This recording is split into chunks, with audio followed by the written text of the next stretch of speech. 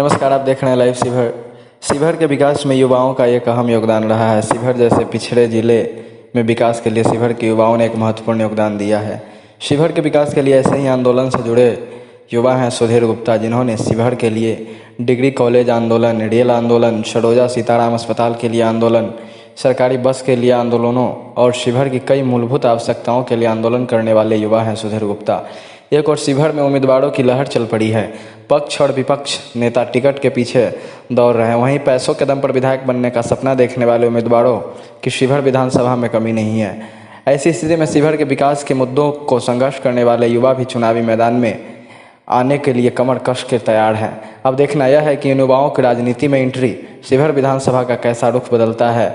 तो आइए देखते हैं युवाओं के उम्मीदवार सुधीर गुप्ता के साथ मुकुंद प्रकाश की खास बातचीत। नमस्कार, मैं मुकुंद प्रकाश। आज हम मिर्ज़ापुर धोवाही मठ पे मौजूद हैं और हमारे साथ सुधीर गुप्ता जी हैं, जो भावी प्रत्याशी हैं शिवहर विधानसभा के। जैसा कि आप सब जानते हैं कि बिहार में चुनावी सरगर्मी तेज़ हो चुकी है और प्रत्याशी लगातार फील्ड में जाकर जनता से मिलने का काम कर रहे हैं। ऐसे में हम बात करेंगे सुधीर गुप्ता जी से, जो दावा करते हैं कि शिवहर के युवाओं की तरफ से ये प्रत्याशी हैं और युवाओं का इनको भरपूर सहयोग है। और जैसा कि आप सब जानते हैं कि लगातार विभिन्न आंदोलनों में इनकी सक्रिय भूमिका रही है और शिवहर में जितने भी युवा आंदोलन हुए हैं उनमें ये बढ़ चढ़ कर हिस्सा लिए हैं। आइए सुधीर गुप्ता जी से बात करते हैं कि ये क्या सोचते हैं शिवहर विधानसभा के बारे में और कैसे शिवहर विधानसभा के लोगों का सपना पूरा करने का ये काम करेंगे। आपका बहुत बहुत स्वागत है सुधीर गुप्ता जी। सबसे पहले ये बताइए कि आप अगले विधानसभा चुनाव में प्रत्याशी बन रहे हैं क्या? आज क्लियर कीजिए इस इंटरव्यू। इस लाइव के माध्यम से जितने भी लोग हमें देख रहे हैं उन सभी को नमस्कार। और विधानसभा प्रत्याशी होने की जहाँ तक बात आपने पूछा है, तो हमने हमेशा यही बात कहा है कि हमारे बीच का कोई नौजवान अगर इस चुनावी अखाड़े में नहीं आता है तो अंतिम विकल्प हम ज़रूर रहेंगे। अब तक बस हम यही इंतज़ार में हैं कि हमारे बीच का कोई आए, हम सब लोग मिलकर उसका सहयोग करें, क्योंकि हम यह नहीं चाहते हैं कि हम लोग आपस में भिड़ जाएं।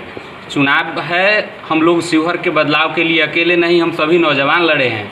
तो अगर किसी की इच्छा है कि नहीं चुनाव हम लड़े तो वो आएँ, हम पूर्ण रूप से जहाँ तक तन मन धन सभी तरह से सहयोग उनका करेंगे। अगर ऐसी स्थिति में जब कोई नहीं आता है तो अंतिम विकल्प हम ज़रूर रहेंगे, क्योंकि हमने अपने पूरे विधानसभा के लोगों से वादा किया है कि हम विकल्प जरूर देंगे आप लोग को। एक बेहतर विकल्प शिवहर के लिए ज़रूरी भी है। शिवहर में बहुत सारे प्रत्याशी अपनी किस्मत आजमाने की कोशिश में हैं या फिर लड़ेंगे और लड़ते आ रहे हैं, लेकिन शिवहर का आज तक कायाकल्प नहीं हो पाया। आप और प्रत्याशियों से कैसे अलग हैं? देखिए, यहाँ आम जनता नेता से सवाल ही नहीं करती है। अगर नेता वोट मांगने आपके वहाँ पहुँचता है तो आपको पूछना चाहिए कि आप किस आधार पे हमसे वोट मांग रहे हैं। आज तक आपने शिवहर के लिए क्या किया, मेरे लिए क्या किया। लेकिन इस तरह की बातें जो है यहाँ की जनता नेता से सवाल कर ही नहीं पाती है। और जहाँ तक हमारी बात है, हम आज पिछले 10 सालों से लगभग शिवहर के जितने भी आंदोलन हुए हैं उन सभी में हमारी सक्रिय भूमिका रही है। और हम सब लोगों ने यथासंभव यह हमेशा प्रयास किया है कि शिवहर की हर स्थिति बदले, शिक्षा, स्वास्थ्य, रोजगार सब बेहतर हो। तो इसको देखते हुए, हमारे पिछले 10 साल के कार्यों को देखते हुए यहाँ के जो आम जनता है वो हम पर भरोसा कर सकती है। जितने भी प्रत्याशी हैं इस विधानसभा में, क्योंकि जो देखते आ रहे हैं, सबका एक जातिगत गणित है। सारे प्रत्याशी का एक जातिगत गणित है और जातिगत गणित के आधार पर ही वो चुनाव जो जीतते हैं। यही कारण है कि वो काम नहीं कर पाते हैं। और तो आपके पास क्या, आपके पास किस मतलब उम्मीद से आप चुनाव में जा रहे हैं? आप जातिगत आंकड़ा के अनुसार जाना चाहेंगे या विकास के अनुसार जाना चाहेंगे, या फिर आपके पास क्या प्लान है? और जनता से क्या अपील कीजिएगा कि जनता क्या जाति और पार्टी आधारित जो भी राजनीतिक लोग हैं उनको वोट दें, या फिर निर्दलीय प्रत्याशी जिसमें आप भी शामिल हैं उसमें आपको वोट दें? और आप उनसे अलग कैसे साबित होइएगा राजनीतिक दल से जुड़े हुए लोगों की अपेक्षा? सबसे पहले आपने सवाल किया है कि जातिगत समीकरण की बात, तो हम जातिगत समीकरण की बात नहीं करते हैं। हम जितने भी लोग थे, आज से जब भी हम लोगों ने शिवहर के लिए आंदोलन किया, चाहे डिग्री कॉलेज के लिए हो, चाहे रेल के लिए हो, चाहे बस के लिए हो, उसमें कोई एक जाति का उम्मीदवार नहीं था, सिर्फ नौजवान था, चाहे वो किसी भी जाति का हो। तो हमें सिर्फ युवाओं की राजनीति करनी है। और लोग हैं जो किसी हिंदूवाद मुस्लिमवाद करके राजनीति करते हैं। हमारा जो ऐसा कोई मिशन ही नहीं है। हमारा मुद्दा सिर्फ और सिर्फ विकास है। और रहा बात जातीय आधार का, जनगणना के आधार पर, तो इसमें हम यह मानते हैं कि हम वैश्य नहीं हैं। हमारा मानना है कि हम 5 से 20 हज़ार कमाने वाले लोग जो हैं उसकी संख्या बहुत ज़्यादा है, जिसमें हम भी आते हैं। तो फिर हमारा संख्या उस गरीब में है, जितना संख्या उन गरीब लोगों का है वही हमारी जो है, मतलब उसी जातीय जो आधार का है उसको छोड़ करके बस हम उन लोगों के साथ हैं जो उसको मान लीजिए कि एक निम्न वर्ग होता है, एक मध्यम वर्ग, उच्च वर्ग। तो हम निम्न वर्ग की राजनीति कर रहे हैं, उनके हक के लिए लड़ेंगे, उनके अधिकार के लिए लड़ेंगे, न कि किसी एक जाति के लिए। एक बड़ा महत्वपूर्ण सवाल है शिवहर में विशेषकर कि शिवहर में एक अघोषित समझौता चल रहा है। जैसे कि आम जनता के बीच में एक परसेप्शन है, लोग बात करते हैं कि अघोषित समझौता है कार्यपालिका विधायिका में विशेषकर, और एक साठगांठ इसको कह सकते हैं, क्योंकि एक साठगांठ ऐसा है कि इनके भ्रष्टाचार पर इधर वाले लोग चुप हैं, राजनीतिक लोग चुप हैं, राजनीतिक भ्रष्टाचार पर प्रशासनिक लोग चुप हैं। तो ये भ्रष्टाचार जो हर ऑफिस में पनप रहा है, एक काम भी बिना पैसे दिए नहीं होता है, ऐसा जनता का आरोप है। इसमें कैसे सुधार करेंगे? भ्रष्टाचार की जहाँ तक बात है, ये न हमसे छुपा हुआ है, न आपसे और न यहाँ के जनता से। ऐसा कोई ऑफिस नहीं है जहाँ बिना पैसा दिए काम हो जाए। लेकिन आपने यह पक्ष और विपक्ष की जो बात कही है बिल्कुल सत्य है। न सत्ता पक्ष के लोग बोलते हैं इस पर और न विपक्ष के लोग। लेकिन हम तो यही कहना चाहेंगे कि भ्रष्टाचार तभी खत्म होगा जिससे जब पैसा मांगा जा रहा है खींच कर एक थप्पड़ जोर से मारा जाए, उसको खींच के रोड पर खड़ा किया जाए। और जोड़िएगा कि प्रशासनिक भ्रष्टाचार पर भी राजनीतिक लोग नहीं बोलते हैं, इस पर आपको क्या करना है? ये बड़ा महत्वपूर्ण चीज़ है। प्रशासन के द्वारा अगर भ्रष्टाचार हो रहा है तो राजनीतिक मौन है, चाहे सत्ता पक्ष के लोग हों या विपक्ष के लोग। देखिए, कहीं ना कहीं जहाँ प्रशासनिक बात होती है वहाँ लोग डर जाते हैं। कुछ लोग बोलना भी चाहे लेकिन डर के कारण नहीं बोल पाता है। कारण यह हो जाता है ना कि लगता है कि हम कुछ नहीं करेंगे, फिर भी भाई प्रशासनिक है, सब लोग उनके हैं, हो सकता है किसी चीज़ में हमको भी फंसा दिया जाए। इस डर से लोग खामोश हैं। और कुछ लोग बोलना चाहते हैं, उनके पास न उतनी पहुंच है, न उतनी पैरवी है, न वो खुद को उतना मजबूत महसूस करते हैं, इसलिए समय स्थिति को देखते हुए चुप भी रहते हैं। जनता को अब क्या कहना चाहिएगा? क्योंकि जनता को अक्सर देखा जाता है कि राजनीतिक लोग के पीछे, जनता को पीछे चलते हुए, बहुत सारे युवाओं को देखते हुएगा आप, जो दुख होता होगा अगर आप देखते हुएगा राजनीतिक लोग पे। फिर जातिगत नेता भी अगर आते हैं तो उनके पीछे जाति के बहुत सारे लोग खड़े हो जाते हैं। तो इसको किस रूप में देखते हैं? इसमें सुधार कैसे होगा? देखिए, यहाँ के जो विशेषकर नौजवान बड़े बुजुर्ग जो लोग हैं, वो लोग जातीय गणित में फंसे हुए हैं। उनको हम तभी निकाल पाएंगे, हम उनको भी निकालेंगे। हमारे गार्जियन हैं, हमारे अभिभावक हैं, उनको भी निकालना है। लेकिन खासकर जो नौजवान तबके के लोग हैं उनको जातीय क्या, उनको रोजगार चाहिए, विकास के मुद्दे पर आना चाहिए। बहुत सारे युवा को देखा जाता है कि राजनीतिक लोग के पीछे जाते हैं, तो उनमें उनको क्या संदेश देना चाहिएगा कि आप सही कर रहे हैं, गलत कर रहे हैं, क्या कर रहे हैं? चाहे जातिगत नेता के पीछे अगर चल रहे हैं या फिर राजनीतिक लोग के पीछे चल रहे हैं, तो उनको क्या संदेश दें? उन सब से हमारा यही आग्रह होगा कि जातीय समीकरण को भूलिए। ज़माना बदल रहा है, हमारी ज़रूरतें बढ़ रही हैं।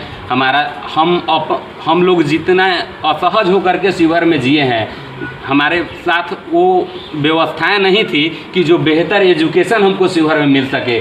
तो क्या हम भी अपने आने वाली पीढ़ी को वही व्यवस्था दे शिवहर में? तो इसके लिए हमें किसी राजनीतिक दल का पिछलगू नहीं बनना होगा। जातीय समीकरण को एक तरफ करके सिर्फ युवा शक्ति के नाम पर आगे आना होगा। और हम सब से आग्रह करते हैं कि युवा शक्ति के नाम पर आगे आइए, ताकि हम बेहतर शिवहर अपने आने वाले पीढ़ी को दे सकें। आइए कुछ समस्याओं की तरफ बात करते हैं। जो मुख्य समस्या है शिवहर की, सबसे पहले तो एक बाढ़ की भी इसका जिला हर बार झेलता है।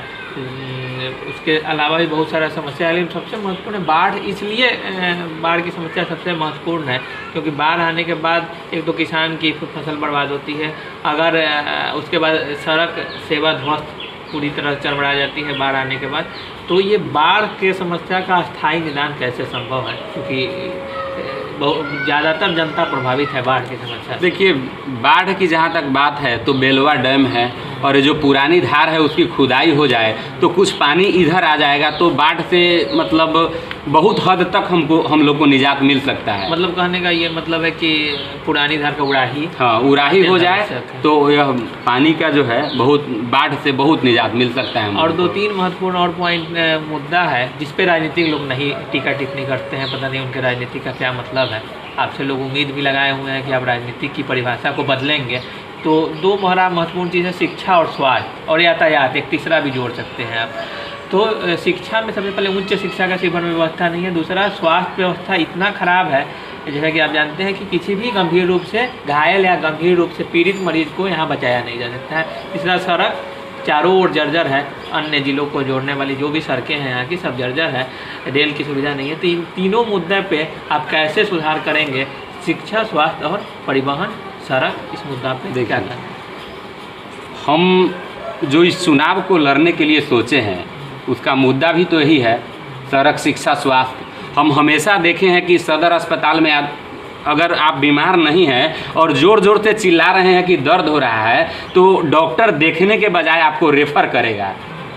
अब जानते हैं एक गरीब आदमी जब इस हॉस्पिटल में पहुंचेगा और उसको रेफ़र लिखता है तो मरीज़ से पहले वह गार्जियन मर जाता है जिसके पास 1 रुपया नहीं है। कितना कर्ज खोज के लड़ेगा, कहाँ कहाँ जाएगा आदमी। लेकिन स्थिति यही है कि डॉक्टर देखना भी नहीं ज़रूरी समझता है, सीधा रेफर लिखता है। अब जो सामने वाले पर क्या बीतता है इससे किसी को मतलब नहीं है, लेकिन इस दुख को हम झेले हैं, हम समझते हैं इस दुख को, क्योंकि हम उस कैटेगरी से आते हैं। शिक्षा की जहाँ तक बात है, लोग उम्मीद कैसे बड़े लोगों से लगाते हैं, बड़े लोगों को वोट देने का, बड़े लोगों से शिक्षा में सुधार का कोई मतलब ही नहीं रह जाता है। जिनके बाल बच्चे दिल्ली और पटना जैसे बड़े शहरों में पढ़ते हैं, उनको शिवहर के शिक्षा से क्या मतलब है? शिवहर के शिक्षा से वैसे लोगों को मतलब है जिनके बच्चे शिवहर में पढ़ते हैं। तो हम लोगों ने कहीं ना कहीं, आप एक क्वेश्चन किए हैं कि लोग आप पर भरोसा क्यों करें, तो कहीं ना कहीं भरोसा इस मुद्दे पर आप किया जा सकता है कि हम इस दुख को झेले हैं, हम इस व्यवस्था को झेले हैं। तो हम इसीलिए आ रहे हैं चुनाव में कि इस व्यवस्था परिवर्तन होना बहुत ज़रूरी है। एक आम आदमी जो किसान है, जो मजदूर है, वह अपने बच्चे को वह शिक्षा नहीं दे पाता है जो अपने दिल में वो सपना संजोए हुआ है, और हम उस सपने को साकार करने के लिए ही इतना अहम फैसला कर रहे हैं। कई दिग्गज चुनावी मैदान में हैं, अलग अलग क्षेत्रों के, शिवहर के अलग क्षेत्रों से कई दिग्गज अभी तक सामने आ रहा है, जैसा कि उन लोगों का नाम वर्तमान विधायक सरफुद्दीन साहब हैं और भी प्रत्याशी हैं। इन सब के बीच में आप खुद को कहाँ पाते हैं इस जो संघर्ष, आगामी संघर्ष जो होना है उसमें, ये पूरे संघर्ष में अभी वर्तमान स्थिति में कहाँ पाते हैं, और आपका मुख्य प्रतिद्वंदी किसको मानते हैं जितने भी आप इस स्थिति में हैं? देखिए, मतलब आप और बहुत सारे प्रत्याशी हैं या हमारे वर्तमान विधायक जी भी हैं, तो हमको मतलब उन लोगों से कोई मतलब आप जो समझ रहे हैं, आप जो पूछे कि आप अपने प्रतिद्वंदी मुख्य किसको मानते हैं, तो हमारी लड़ाई वैसे किसी भी प्रतिनिधि से नहीं है। हमारी लड़ाई शिक्षा से है, स्वास्थ्य से है, सड़क से है, रोजगार से है। हमारी लड़ाई इन चीज़ों को लेकर के है। हम किसी से कोई मतलब नहीं, हम इसको सुधार करने के लिए लड़ रहे हैं और हम उम्मीद करते हैं कि यहाँ की जनता हमको समझेगी भी। राजनीति, युवाओं को राजनीति में क्यों आना चाहिए? बड़ा महत्वपूर्ण सवाल है जो अक्सर युवा समझ नहीं पाते हैं या फिर इस चीज़ में डिसीजन नहीं ले पाते हैं। युवाओं को क्यों आना चाहिए राजनीति? बड़ा पेचीदा सवाल आप कर दिए कि युवाओं को राजनीति में क्यों आना चाहिए। खैर, सवाल है तो है। देखिए, पहले से जो लोग राजनीति में इन्वॉल्व हैं, उन लोगों ने कमीशन के खेल को बड़ा बेहतर तरीक़ा से समझ रखा है, उससे वो निकलना भी नहीं चाह रहे हैं। और एक और बात कह लीजिए कि जो बड़े बुजुर्ग लोग हैं, मैं उनको गलत नहीं कह रहा हूँ, मैं उनको ये कह रहा हूँ कि उनमें वो जुनून की कमी आ गई है, वो जोश की कमी आ गई है जो कुछ बेहतर करना चाहता है। एक नौजवान आदमी को देखिए तो पूरा हीरो जैसा फीलिंग लेके चलता है। उसको लगता है कि इस दुनिया का परिवर्तन, जो भारत में जो भी परिवर्तन, बेहतर परिवर्तन होगा वो हम करेंगे। तो हम यही सोचते हैं कि युवा जब राजनीति में आएगा तो भ्रष्टाचार 100% खत्म हो जाएगा, क्योंकि वो चाहता है, वो पैसा के लिए नहीं, वह नाम के लिए काम करता है। आज तक आप जब युवा की बात की हैं तो आज पिछले 10 सालों से हम लोगों ने जो आंदोलन किया था, क्या उसमें किसी को भी 1 रुपये का फायदा है? लेकिन सबने किया, इसलिए किया क्योंकि शिवहर हमारा है। शिवहर में व्यवस्था परिवर्तन होना चाहिए, शिवहर में शिक्षा की व्यवस्था होनी चाहिए, स्वास्थ्य की व्यवस्था होनी चाहिए, इसके लिए लड़ा लोग। तो कहीं ना कहीं हम यह कहना चाहेंगे कि राजनीतिक में युवाओं को एकदम बिल्कुल आना चाहिए। अगर वो चाहता है कि शिवहर में व्यवस्था परिवर्तन हो, शिवहर बेहतर हो, तो निश्चित। ये जो है, अब आखिरी सवाल आपसे ये है कि क्योंकि आप आगामी विधानसभा के प्रत्याशी होंगे, ये तय हो चुका है, तो आपका चुनावी कैंपेन कब से शुरू हो रहा है? देखिए, कैंपेन शुरू क्या होगा, हम लोगों के साथ अब भी मिल रहे हैं और पिछले 10 सालों से भी लोगों के बीच में ही रहे हैं। ऐसा नहीं है कि हम मुंबई जैसे जगहों में या किसी बड़े शहरों में रह रहे हैं और डायरेक्ट आकर के चुनाव लड़ रहे हैं। हमारे साथ ऐसा कोई बात नहीं है। हम 10 साल से ज़मीन से ही जुड़े हैं और लोगों के बीच में ही रहे हैं। तो हमारा कैंपेन तो 10 साल से चल रहा है परिवर्तन के लिए। और यहाँ के जो गरीब तबके के लोग हैं, जिनका मौलिक अधिकार जो मिलना चाहिए, जो सरकारी सुविधाएं उन तक न पहुँच के कहीं और खजाने में शिफ्ट हो जाता है, उन सब के लिए तो हम वर्षों से लड़ रहे हैं। तो हमारे लिए कैंपेन उस दिन 10 साल से शुरू है। और रहा बात कि विधानसभा चुनाव को देखते हुए कैंपेन करना, तो अब चुनावी कैंपेन जो होगा वो कल परसों से हम शुरू करेंगे। लोगों के बीच में जाएंगे, लोगों को अपने बातों से उनको सहमत करवाएंगे कि हमारा क्या विज़न है, हम क्या करना चाहते हैं, आज तक आपने क्या झेला, उसमें क्या व्यवस्था परिवर्तन होना चाहिए था। लोग आदी हो गए हैं ना, लोग आदी हो गए हैं समस्याओं को झेलते झेलते। लोग किसी दफ्तर में जाते हैं तो ये सोचते नहीं है कि बिना पैसा के भी मेरा काम हो सकता है, वो सोचते हैं कि 500 दे करके ही काम करवा ले। तो उस तरह से सब लोगों को अब बताना पड़ेगा कि यह जो हम 500 रुपया दे करके काम करवाते हैं, एक देना ज़रूरी नहीं है। सरकार हमारे लिए रखी है, हमारा नौकर है जो किसी ऑफिस में बैठा हुआ है, न कि मालिक। इसी को से अवगत कराना है लोगों को और फिर शुरू होगा अपना कैंपेन इसी के माध्यम से। तो ये थे हमारे साथ सुधीर गुप्ता जी, जो भावी प्रत्याशी हैं शिवहर विधानसभा के। आपको बहुत बहुत शुभकामनाएं। उम्मीद है कि आप चुनाव जीतकर युवाओं के और शिवहर की जनता की उम्मीद पे खड़े उतरे। जैसा कि आप अभी सुधीर गुप्ता जी से बात किए हैं, इनका कहना है कि ये युवाओं की तरफ से प्रत्याशी हैं और जब ये जीतेंगे तो शिवहर का कायाकल्प करेंगे और साथ साथ शिवहर की जो मूलभूत समस्याएं हैं इनका समाधान करेंगे। कैमरामैन मौसम कुमार के साथ मैं मुकुंद प्रकाश मिश्रा, मिर्जापुर धवाही, शिवहर।